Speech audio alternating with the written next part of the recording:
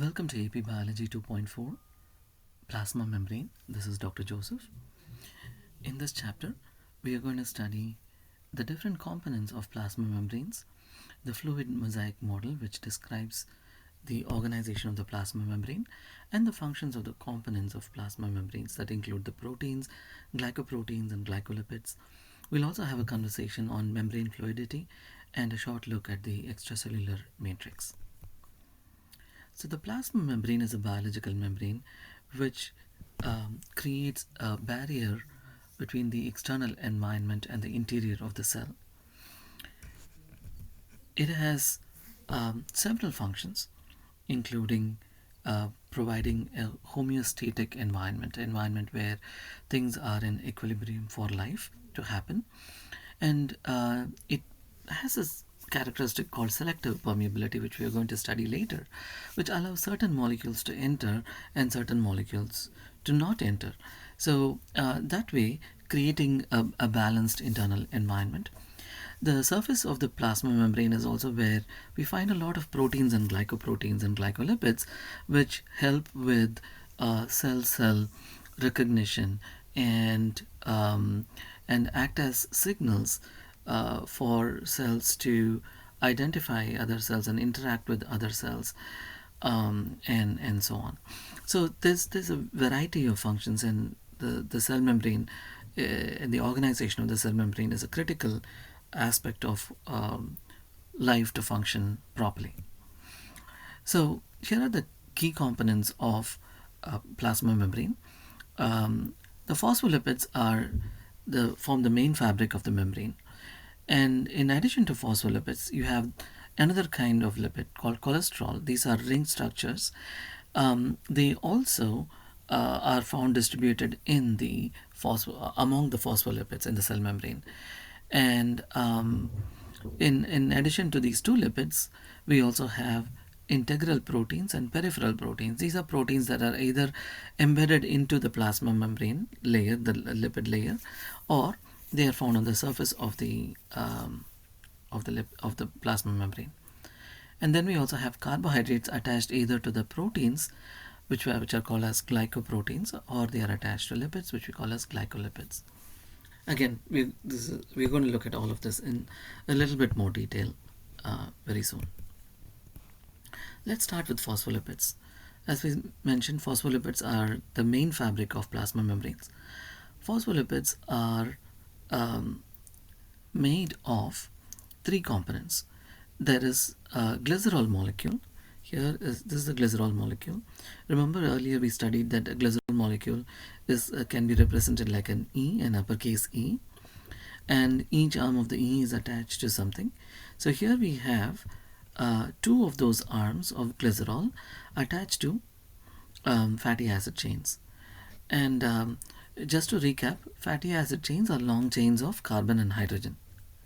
And when you have carbon and hydrogen, they are non-polar molecules, meaning that the electrons that they are sharing are distributed equally, so there is no charge. Okay, so you have fatty acid chains, long chains of carbon and hydrogen, with a COOH group, which is used to bind to the glycerol molecule here, and the other one end of the glycerol molecule is attached to a phosphate group, and the phosphate can be attached to something else, so you can create a variety of phospholipids. So here's a space filling model of a phospholipid. You can see the two long fatty acid tails and the head, which is the phosphate and the glycerol put together. Now this is an interesting structure because phosphate and glycerol, this part, the head part, is hydrophilic, meaning that it can work well with water, it can interact with water.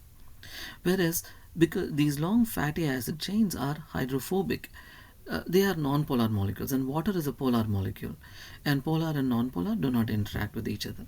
Therefore, you have a molecule which is now both hydrophilic and hydrophobic. This is called as an amphipathic molecule. Again, in the next chapter, we are going to study this in a little bit more detail, because that's going to tell us a lot about the characteristics of the plasma membrane. So the current model for a plasma membrane is called as the fluid mosaic model. As you know, mosaic is coming together of many things, right? So you've seen murals that are mosaics. So here we have a mosaic of many different substances.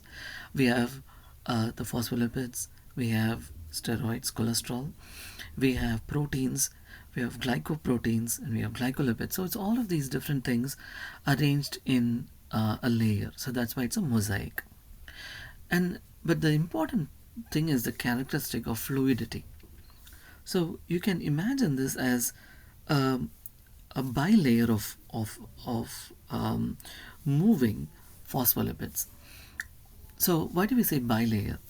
So the body is a aqueous environment, meaning that it has a lot of water, right? So it's a water-based environment. So here we just saw that one part of this phospholipid, which makes the plasma membrane, is hydrophobic. It cannot interact with water. This part is okay, but this part is not okay.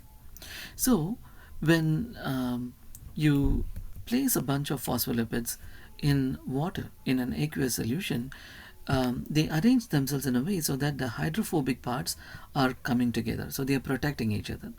And the hydrophobic and the hydrophilic sides are facing the aqueous environment, the water environment.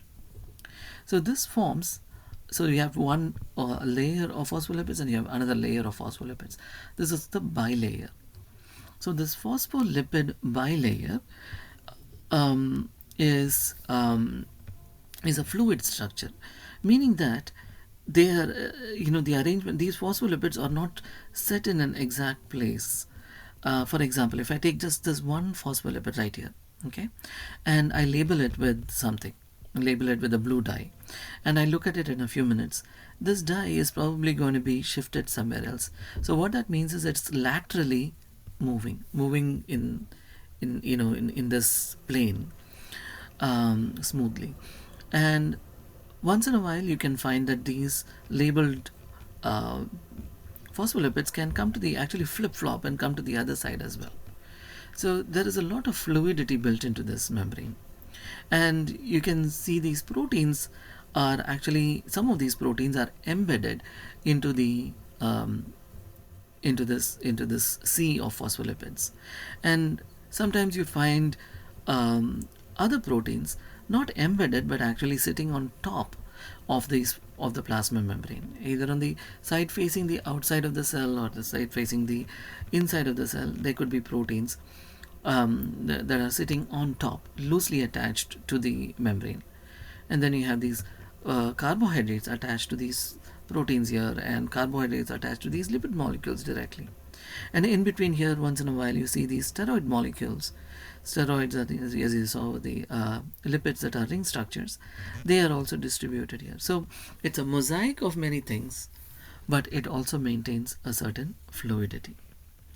And these molecules, these individual phospholipid molecules, are held together through loose or through weak hydrophobic interactions.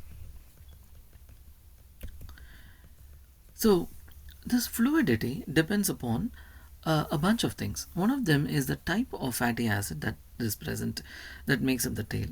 So you have, you remember talking about saturated and unsaturated fatty acids. Saturated fatty acids are those that do not have double bonds, and unsaturated fatty acids are those that have double bonds.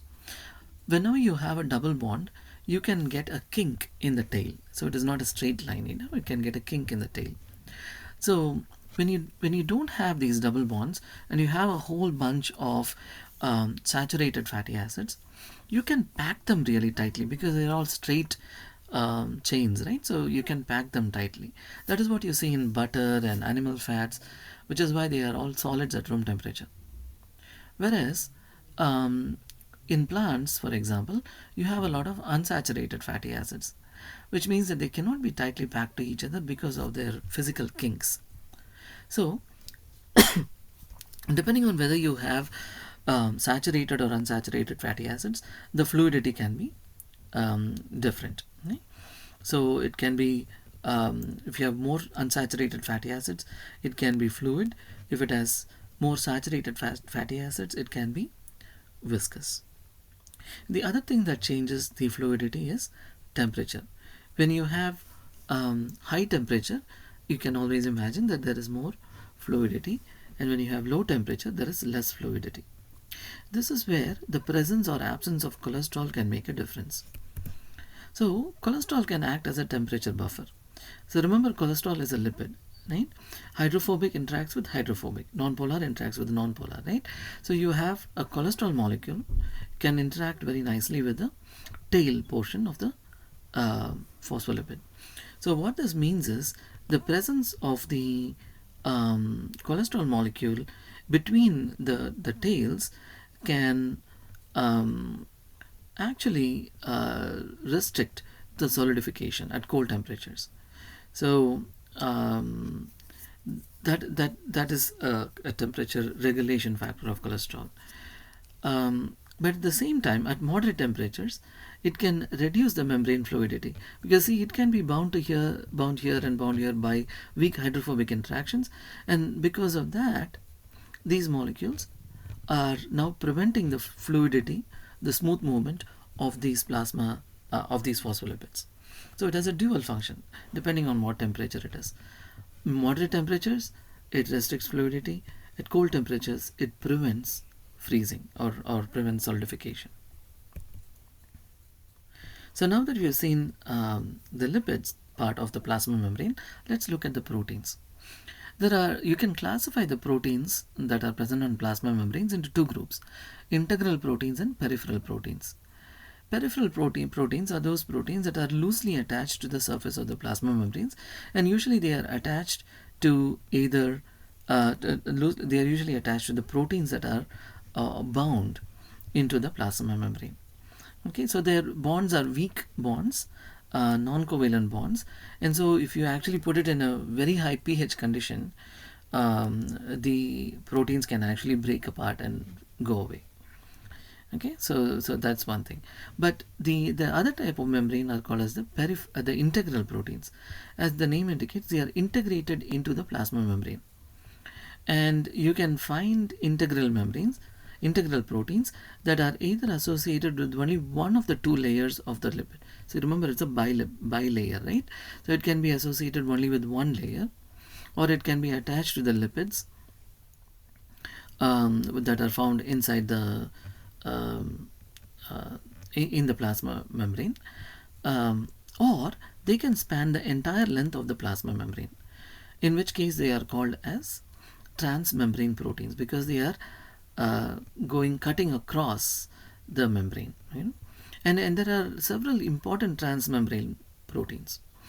Many of them can work as channels, little tubes that are going to allow things to go from one side to the other side.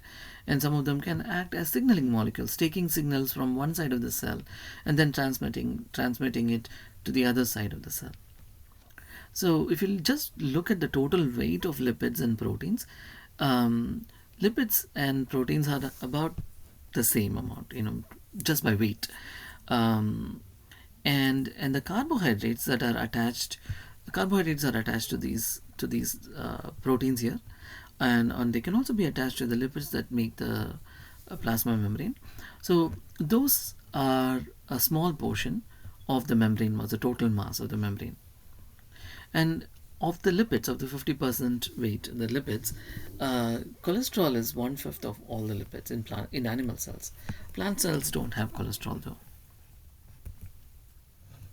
So now let's look at the function of membrane proteins. These proteins, they are present in these large quantities, and they serve strategic purposes. So they can help cells join together. Some of these can act as enzymes. When we study cellular respiration, when we study photosynthesis, and when we also study cellular respiration, we will understand why these membrane enzymes are critical. And as I mentioned a little bit before, they can act as channels, they can act as tubes for materials to pass from one side of the cell to the other side of the cell, or they can act as carriers. They can physically attach to molecules from one side and then carry them to the other side, or they can use energy of the energy molecule ATP and use and move things against the concentration gradient. Again, this is stuff that we are going to study extensively in the next few chapters as well. And then the glycolipids can act as signaling molecules, say giving an identity to the cell. And the extracellular matrix, this is why we have to study the extracellular matrix. The extracellular matrix is the matrix in which your cells are suspended. That's how all your cells are kind of woven together, placed together, right? So these extracellular matrix are connect the inside of the cell to the outside of the cell and attaching the cell in a particular place. And also importantly, there are some proteins that can receive signals from outside and make the cell respond, send the signals down into the cell from the outside to the inside, and communicate the cell's need to react to that environment, to that stimulus. So here's a little bit more detail. You can pause here and read through this on the different functions of proteins. Okay, so now we looked at the membrane, the lipid part of membrane, plasma membrane, and we also looked at the protein part of plasma membrane. Of course, just an overview. And then we have carbohydrates. Carbohydrates are attached to, as I said, either the proteins. Remember, the word glyco means carbohydrates. So we have glycoproteins and we have glycolipids. So glycoproteins are, as you can see in this image over here, a complex set of carbohydrates that are linked to proteins, and this is what kind of acts as a signaling molecule for the cell and say, hey, I'm here, this is my identity. So that's what distinguishes antigens depending on what kind of glycoproteins are present, and they are important in organ development and tissue development and identifying self cells versus foreign cells in the immune responses. Glycolipids have very similar roles, and glycolipids are essentially these once again lipids of the plasma membrane being attached to these carbohydrates, and they are always present on the outside of the cell, and they help facilitate cellular recognition in immune response, and also help cells to connect to one another to form tissues. So finally, the extracellular matrix. The extracellular matrix is a jelly-like material that embeds your cell. So you can see here that there is this very complex network of proteins. One of the most important protein here in animals is the collagen, the extracellular matrix protein, collagen. And collagen can be bound to a glycoprotein called fibronectin, and that fibronectin is attached to your transmembrane proteins, and the inside of your transmembrane proteins is attached to the cytoskeleton. If you remember cytoskeletons, they are the microtubules, the microfilaments and so on, and intermediate filaments and so on, that form the internal structure of the cell and help with the movement of the cell and so on. So what's happening here is that these integral membrane proteins are acting as a connection to this matrix in which your cell is suspended to the internal environment of the cell, which is regulated by your